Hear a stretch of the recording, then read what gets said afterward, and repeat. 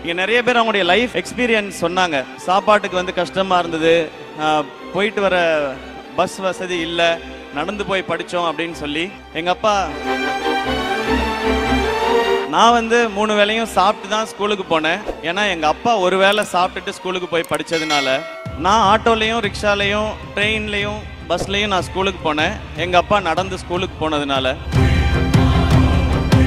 எங்கள் அப்பா அவங்க வீட்டில் இருந்த வசதிக்கு அவர் நினைச்ச படிப்பை படிக்க முடியல, கிடைச்ச படிப்பு தான் படித்தார். அவர் 1 டிகிரி வாங்கினார். ஆனால் அவருடைய பையன் என்ன 2 டிகிரி படிக்க வச்சார், பிஇ எம்பிஏன்னு. எங்கள் அக்கா 3 டிகிரி முடிச்சிட்டாங்க, பிஇ எம்பிபிஎஸ் எம்டி எஃப்ஆர்சிபி முடிச்சிருக்கிறாங்க. நான் பிஇ எம்பிஏ படித்ததுக்கும் இப்போ செய்கிற துறைக்கும் சம்மந்தமே இல்லை.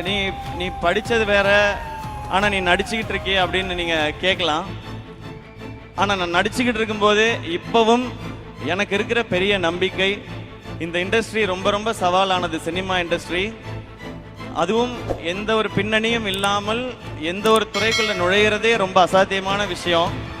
அப்படி அந்த துறைக்குள்ளே நுழைஞ்சு அங்கே சவால் வரும்பொழுதெல்லாம் எனக்கு இருக்கிற ஒரே தைரியம், என்கிட்ட 2 டிகிரி இருக்கு, இங்கேருந்து அமிச்சிட்டிங்கன்னா நான் ஏதாவது ஒரு வேலை செஞ்சாலும் என்னால் பொழைச்சிக்க முடியும் அப்படின்றது தான்.